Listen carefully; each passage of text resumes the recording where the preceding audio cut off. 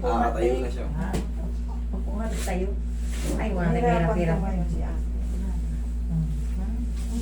Tanong kanina pa. Kaya ako, okay na yung braso ko. Hindi na taga master, mga ano. Frozen shoulder.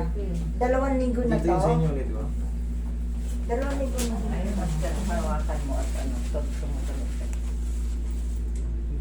O, narinig mo. Hmm. Walang problema yan. Hindi ka naman nasasaktan eh. Walang problema yan.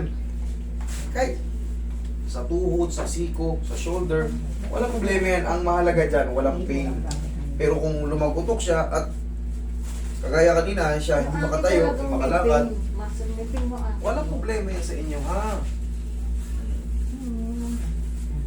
Pati balikat ko kanina, nararamdaman.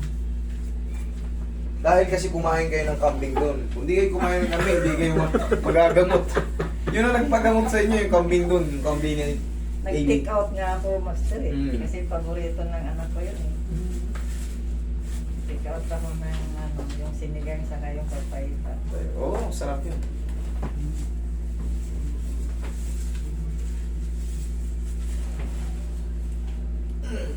Okay, higang pati haya. Silang palukan. Saan na yung pang sinapalukan? Yun na nagpagaling sa inyo. Tingnan niyo, katayo kayo. Nakita ko yun sa ano. Sabi ko, saan ba yung kambingan ni Master dito? Tinuro ng mama na nagpa-parking dyan. Tatay ko yun. Sabi niya doon sa pag Kabilang side. nakarating kayo sa house. Yun na yun. Gilid. Kasi favorite ko yung kambing.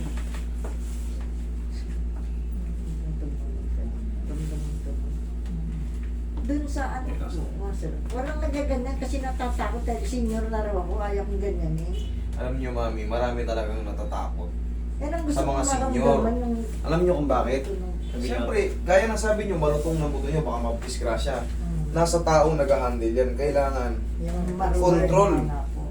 hindi pwedeng bara-bara. Pag bara-bara, basag ang buto niyo, patay kayo. Ano sabi ko, na lang talaga siya talagang...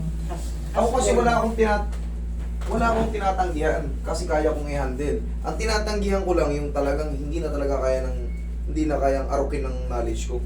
Dapat, pag na-assess ko, pag kaya, bakit hindi? Pero pag hindi ko na talaga kaya, out!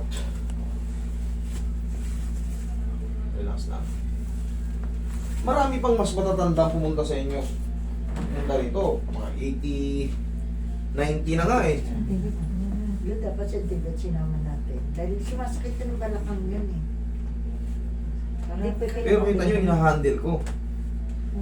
Yung iba tumatanggi, gaya ng sinabi nito ni Mami, tumatanggi na mayroon ng bracket ng age, 50 pababa na lang. O di ba? Ayaw na niya tumanggap na senior. Dito kayo mga senior. Love na love ko kayo. Akong bahala sa inyo. Tignan ko kung kakayanin ko lahat ng kaso nyo. Sana lahat kaya ko. May mga pagkakataon kasi durog na yung buto. Paano ko adjust nyo?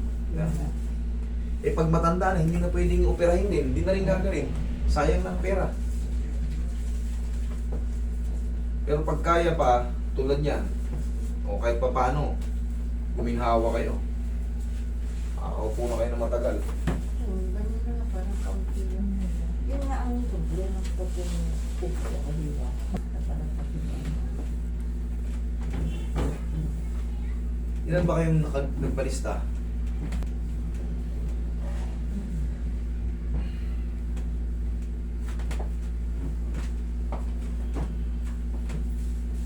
Family, huwag kayo papakatiwala rin. Mag-iingat kayo sa mga bawat kilos nyo, lalo sa banyo ha. Baka madulas bawal kayo. po ba, Tihaya. Master, ang trabaho mabibigat na tulad Oo. labada? Tulad labada. Huwag na kayo maglabada. Machine naman po, Master, yun lang, yung pag-aalaw sa hand wash. Bawal na rin po yun. Paunti-unti lang. Okay, wag na yung mag- Kasi pag nangawit yan sa inyo, sira na. Nakita nyo, papasa nyo yan sa mga ano. Kausapin ko yung sino nag-uutos sa inyo maglaba. Wala po ako lang. Kala ko, meron.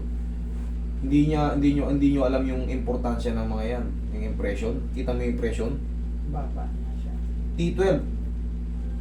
Pag mula T12, T12 hanggang dito yung sira ng sa inyo, hanggang ESO, no? Halos kalahati. Yung pinakamalaki ang nasira. Isipin nyo yun. Paano ba, Inhale. master, na ano yun? Exhale. Pinagmumula ng sira. Pumuputok yung annulus dis. Pag pumutok yan dahil sa mga impact, compression, yun na, magbabago na yung formation ng mga facet joint. Ito, yung mga ganito. Oo. Facet joint yung mga yan.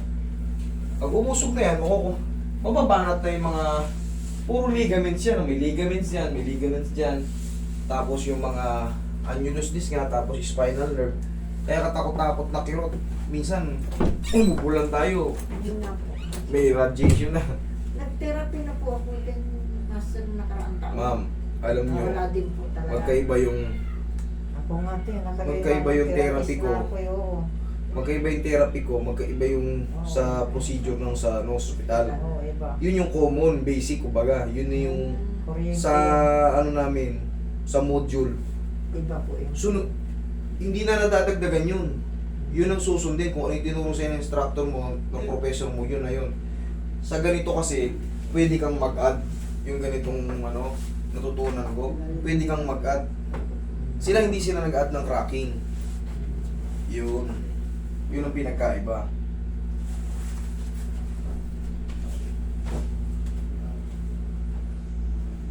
Alright.